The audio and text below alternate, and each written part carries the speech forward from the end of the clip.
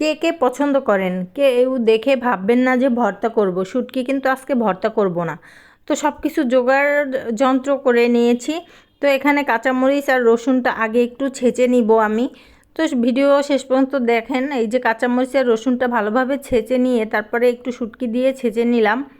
এখানে কড়াইতে তেল গরম করতে দিয়ে দিয়ে দিলাম পেঁয়াজ কুচি। পেঁয়াজটা কিছুক্ষণ ভেজে তারপরে একটু হলুদের গুঁড়া দিয়ে দিব, আর কিচ্ছু দিব না এখানে।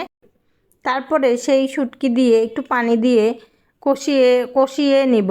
বেশিক্ষণ কষাবো না, কারণ শুটকির স্মেলটা চলে যাবে।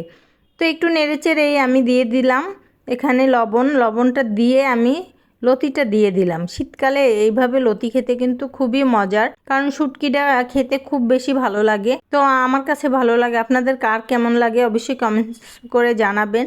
তরকারিটা এতটাই মজা হয়েছিল, এত সুন্দর সুঘ্রাণ বের হয়েছে। সবাই ভালো থাকবেন, আল্লাহ হাফেজ।